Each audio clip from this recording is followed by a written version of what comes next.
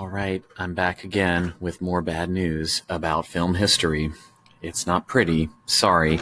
I hate to be always the guy bringing downers to every party, but this one is one of the most shameful periods in Hollywood history, and this would be the late 40s and early 1950s when the Red Scare takes over the film industry and the House Un-American Activities Committee squares its sights on Hollywood itself. So we're going to talk about this time period that leads to the Hollywood blacklist and the legacy that it still presents us with today. So what is it? This actually, it comes about in various forms over the years after World War I. And essentially, during World War I, the U.S. government and Hollywood get very nervous about the infiltration of Germans when they're our enemy in World War I, and then also the Bolsheviks who are starting a revolution in what is going to become the Soviet Union. And so they are worried about infiltration of the U.S. government and U.S. media by agents of those organizations or those countries. Initially. In the 1930s through World War II, it's about worrying about fascists and communists infiltrating the U.S. government as well as the motion picture industry. And in 1938 is when you really start to hear people complaining about rampant communism in Hollywood and the idea that creatives in the film industry are trying to turn movies into communist propaganda and to sort of spread secret Soviet messages through their work. Now, were there communists working in the film industry? Yes. Were they part of a grand communist plot to take over the United States through their work? No. And certainly their politics did feature in some of their work, but certainly not on the level that they were being accused of. Their power and their influence was greatly overestimated, and certainly the punishments that they suffered did not fit the things that they did. However, so what happens is, and what really complicates all of this is in the lead up and during World War II, we have this problem where the United States has been anti-communist since the Bolshevik Revolution, in large part. But then you have this issue where now the Soviet Union is our ally in the fight against fascism. And so what the U.S. government, the War Department, kind of asks Hollywood to do is they want some help sort of telling the public that they can support the Soviet Union in the fight against fascism. And so during the early 1940s, when the war is going on, there are a series of movies that are made to kind of portray some Soviet values in Soviet life as positive so that the United States will support the war effort and support the other Allied powers. Movies such as Tender Comrade or Mission to Moscow, which are written by screenwriters who will go on to be blacklisted. The thing is, they weren't making these movies because they're rabid commie sympathizers. They made these movies at the urging of the War Department. So they're doing this for the United States. It aligns with maybe some of their own sympathies, but they're certainly not going rogue on the United States. They're trying to help fight fascism. But what happens is once the war is over and the House Un-American Activities Committee gets started, these writers are pegged as being prematurely anti-fascist, as though there is too early of a time to be opposed to fascism. Some of this starts in 1941 when animators at the Walt Disney Company go on strike, and Walt Disney claims that they are striking because they were persuaded by communist agitators, and Disney works to try to put down this strike. Disney winds up being a pretty huge figure here in the fight in supporting the House Un-American Activities Committee and the sort of red baiting witch hunts that happen as a result. By the time 1945 rolls around and the war is just about over, the House Un-American Activities Committee becomes a standing committee in Congress, rather than the previous version that kind of comes and goes as needed. And its focus switches from being both anti-fascist and anti-communist to strictly anti-communist, to the point where in 1945 and 1946, it is suggested that the Ku Klux Klan be investigated by the House Un-American Activities Committee. But a senator from Mississippi pushes back against that, saying that the Klan is an old American institution. So in 1946, this really gets ramped up in Hollywood, because remember, some of this is going on in Hollywood, and simultaneously some of this is going on in the State Department, where there are people being accused of being communists in the U.S. government, such as the trial of Alger Hiss, or the later sort of grandstanding of Senator Joseph McCarthy.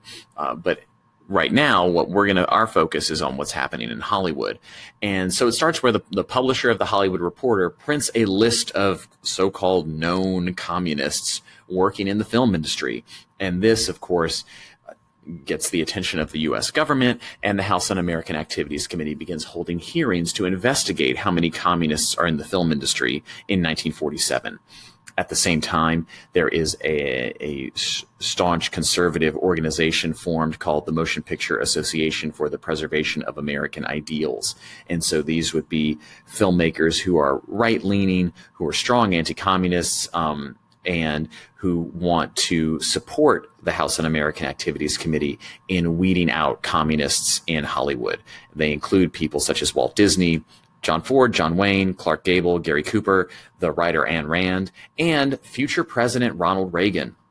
At the time, Ronald Reagan is the president of the Screen Actors Guild, and his involvement in these anti-communist hearings is his first foray into politics, or his first performance on the national political stage. And Reagan parlays his success here as president of the Screen Actors Guild to become governor of California in the 1960s and 70s, and then moves from there into a presidential run. The entire time, he's also working as an informant for the FBI to sort of weed out communists in the entertainment industry, and in California schools, universities, things like that. But this is the beginning of Reagan's rise to power, is right here in the House Un-American Activities Committee hearings. So, down the line, the 1980s happen because of the things that are going on here in the blacklist. So the ramifications of it, spread very far and wide. So what happens when they start having hearings is they call, around like 60 or 70 people to appear before the committee, or they want a list of witnesses, people to investigate. 19 of those witnesses refuse to give evidence to the committee, and so they get dubbed the unfriendly 19. Of those 19, 10 are called to appear before Congress and refuse to do so. They think that the committee is a witch hunt. They think it's a violation of their First Amendment rights. And so to demonstrate their opposition to what the committee is doing, they refuse to participate in it. They are held in criminal contempt of Congress, because that used to happen when people refused to appear before Congress. And initially, they are supported by their studios. Initially, the studios side with these filmmakers against this government witch hunt.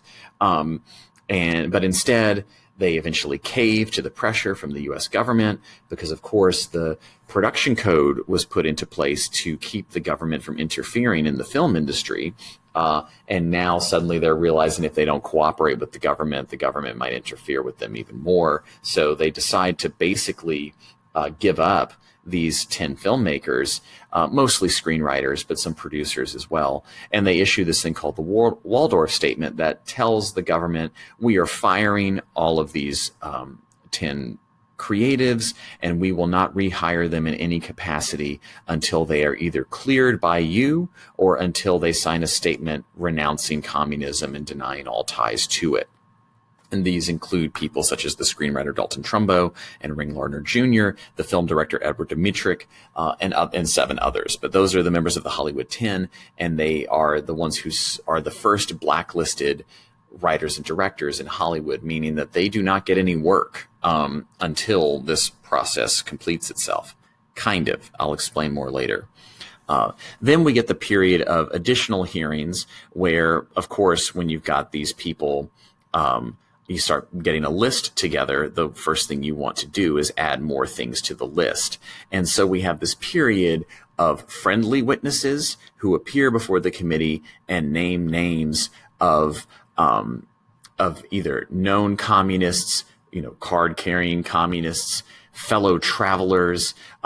Essentially, they're trying to figure out anyone who attended any party in Hollywood in the last 10 years at which the Soviet Union might have been discussed or funds might have been collected for the Communist Party in the United States, or, times where they might have gathered money for some cause that could be connected to communism, right? Like the connections.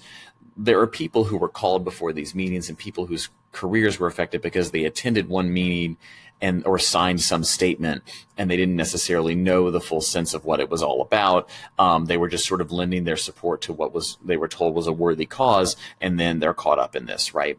The first one to publicly kind of appear was the German playwright Bertolt Brecht, who was initially one of the Unfriendly 19, but instead he appeared before the committee, he read a statement, and left the country and never returned. That's how Brecht handled it.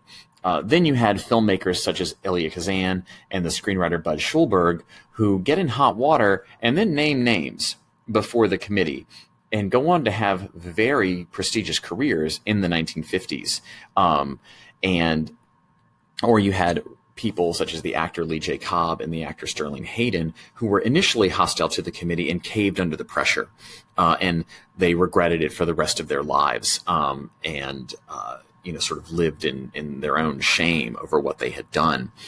And then you have a movie like On the Waterfront, scripted by Schulberg and directed by Kazan, which was made in 1954, wins Best Picture, wins a Best Actor Oscar for Marlon Brando. This is the movie where you have the "I could have been a contender" speech by Brando. But essentially, this movie is about Brando's character deciding whether or not to rat out the local mob boss for murders that he's committed. And many see this as Kazan's sort of defense of himself and what he did, basically portraying the communists as these evil mob bosses, and Kazan as the noble truth teller who's naming names to in the name of all that is good and right. So it's a pretty controversial movie for those reasons. Other people refused to name names and refused to appear before the committee, and subsequently were blacklisted, such as the African-American actor and singer Paul Robeson, Harry Belafonte, Ossie Davis, Ruby Dee. John Garfield is a pretty big actor in the 1940s and was so harassed by this committee, he dies of a heart attack in, I think, his late 30s. Like he dies of a heart attack way earlier than someone's supposed to die of a heart attack. And then you have the case of Charlie Chaplin, who J. Edgar Hoover had his sights on Chaplin from the 30s onward as a sort of leftist communist sympathizer, and was always looking for an excuse to harass Chaplin, who was not an American citizen.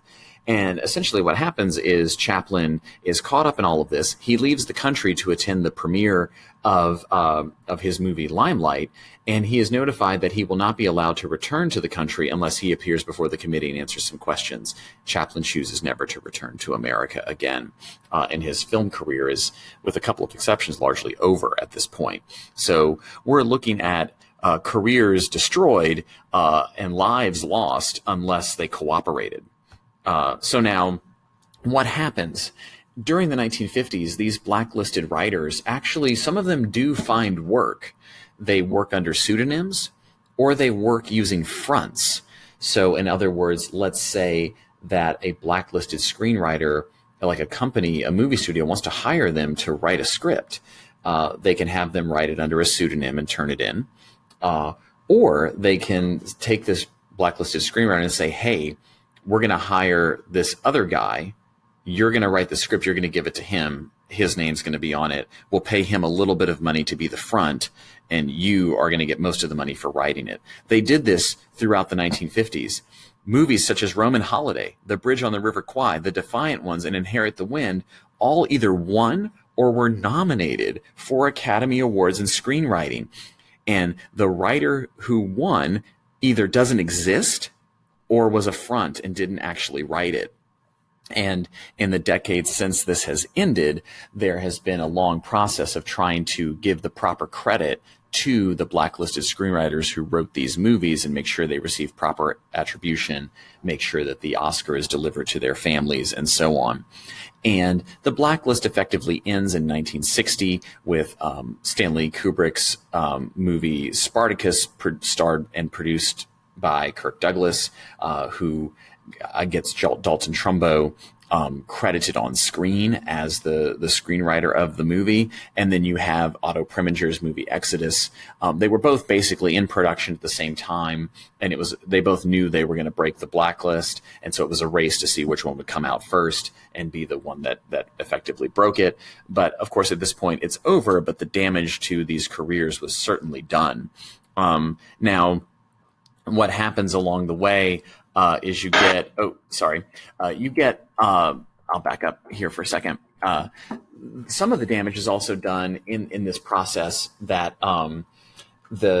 this hastens the breakup of the studio system, in that the Paramount decision that we've talked about before, the guy who was the head of RKO was so disgusted by what was going on, because RKO had quite a few of the blacklisted people working for them, that he sold RKO to Howard Hughes, who then quickly kind of turned around and buckled to the court case pressure to break up the studios. And so this does sort of help to bring about the end of the studio system in the late 1940s. Sorry, I missed that earlier.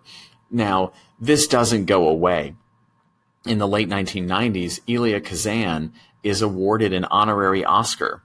I want to show you the live telecast of what happened when he went on stage to accept his award. It's given to him by Scorsese and De Niro, who certainly are part of his legacy when it comes to the kind of method acting based performances that were in a lot of his films, especially his work with Brando, Warren Beatty, and others. But take a look at the crowd during this ceremony.